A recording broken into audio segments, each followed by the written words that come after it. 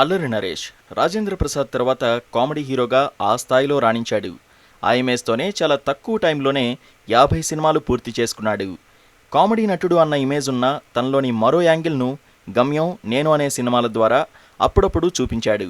కొన్నాళ్లుగా వరుస ఫ్లాపులతో ఉన్న నరేష్ ఈసారి చాలా సీరియస్ సబ్జెక్ట్తో వచ్చాడు.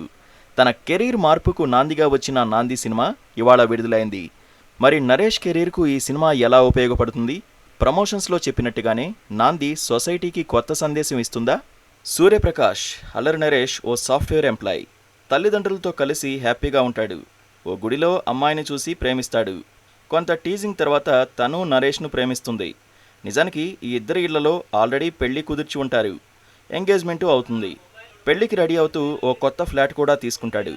ఆ ఆనందంలో ఇంటికి వస్తోన్న సూర్యంను పోలీసులు అరెస్ట్ చేస్తారు. జాతీయ స్థాయిలో గొప్ప వ్యక్తిగా పేరున్న పౌర హక్కుల నేత రాజగోపాల్ను హత్య చేశావంటూ కేసులో ఇరికించి జైల్లో పెడతారు.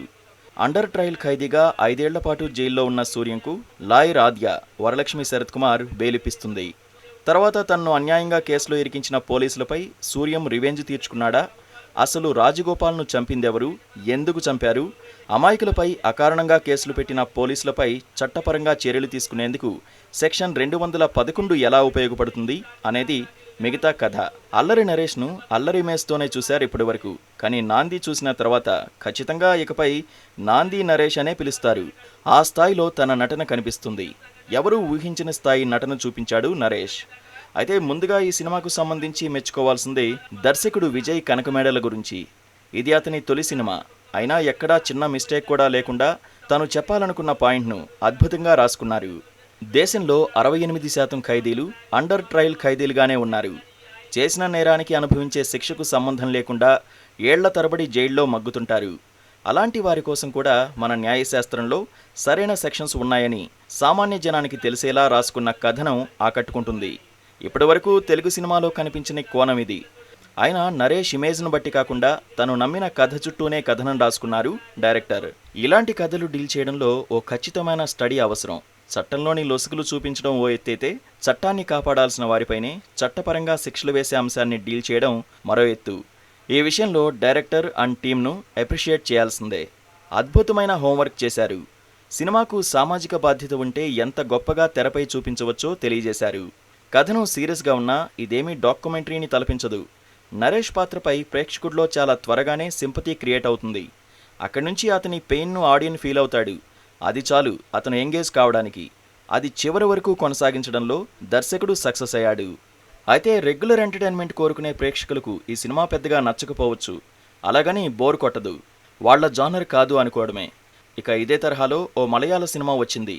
అయితే ఇక్కడ లాలోని ఓ చట్టం గురించి చర్చించినప్పుడు సిమిలారిటీస్ కామన్, కానీ క్యారెక్టరైజేషన్స్ పూర్తిగా భిన్నమైనవి. అలాగని అసలు మైనస్లే లేవా అంటే ఉన్నాయి. రాజగోపాల్ హత్యకు చూపించిన కారణం మరీ సహేతుకంగా కనిపించదు. అయినా పెద్ద మైనస్ కాదు. అలాగే సెకండ్ హాఫ్ కొంత ల్యాగ్ అయినట్టు అనిపించినా కోర్టు రూమ్ డ్రామా మాత్రం పవర్ఫుల్గా కనిపిస్తుంది. రెగ్యులర్గా కాక కాస్త వాస్తవానికి దగ్గరగా ఉంటుంది. మొత్తంగా నాంది మారుతున్న తెలుగు సినిమాకు సరికొత్త నాందిగా మారుతుందని ఖచ్చితంగా చెప్పొచ్చు. నరేష్ తన పాత ఇమేజ్ తాలూకు వాసనలు ఎక్కడా కనిపించనివ్వలేదు. ఓ సాధారణ మిడిల్ క్లాస్ కుర్రాడిలా అకారణంగా శిక్ష పడినా, ఎంత కఠినంగా శిక్షించినా తను చేయని నేరం ఒప్పుకోకుండా న్యాయం కోసం పోరాటం చేసిన యువకుడిగా సెటిల్డ్ పర్ఫార్మెన్స్తో సర్ప్రైజ్ చేశాడు నరేష్. ఈ సినిమాతో తనలో ఎంత గొప్ప నటుడున్నాడో ప్రూవ్ చేసుకున్నాడు. ఖచ్చితంగా పరిశ్రమ మొత్తం అతని నటనకు ఫిదా అవుతుంది. ఆ తర్వాత చెప్పుకోవాల్సింది వరలక్ష్మి శరత్ కుమార్ గురించే. తను కనిపించగానే థియేటర్స్లో విజిల్స్ పడ్డాయి. అందుకు క్రాక్ సినిమాలోని జయమ్మ పాత్ర ఎఫెక్ట్ ఉన్నా చాలా కొద్ది సమయంలోనే ఆమెలోని పవర్ఫుల్ యాక్టర్స్ను చూస్తారు. లాయర్ ఆద్యగా అద్భుతమైన నటనతో మెప్పిస్తుంది. ఆలస్యంగా ఎంట్రీ ఇచ్చినా ఈ పాత్ర చాలా పవర్ఫుల్గా సాగుతుంది. పోలీస్ పాత్రలో కనిపించిన హరీష్ ఉత్తమన్ ఎప్పట్లాగే బాగా చేశాడు. ప్రియదర్శి, ప్రవీణ్ పాత్రలు కూడా ఓ దశలో సీరియస్గా మారి కథలో లీనమైపోతాయి. ఇతర పాత్రల్లో నరేష్ తండ్రిగా నటించిన దర్శకుడు దేవిప్రసాద్ నటన ఆకట్టుకుంటుంది. హీరోయిన్ పాత్ర మధ్యలోనే కట్ అవుతుంది. ఉన్నంతలో బానే ఉంది. టెక్నికల్గా సినిమాటోగ్రఫీ సూపర్బ్. పాటలతో పాటు నేపథ్య సంగీతం ఆకట్టుకుంది. సెట్స్, ఆర్ట్ వర్క్, డైలాగ్స్ అన్నీ బాగా కుదిరాయి. ఫైనల్గా ఇది దర్శకుడి సినిమా. రాసుకున్న కథను అంతే హానెస్ట్గా తెరకెక్కించడం అంత సులువు కాదు. అతనికి సులువైంది అంటే అది నిర్మాతల ధైర్యం. ఆ ధైర్యాన్ని నిలబెట్టుకునేలా దర్శకుడు చేసిన ప్రయత్నానికి నరేష్ నటన మరో ఎండ్లో నిలబడింది.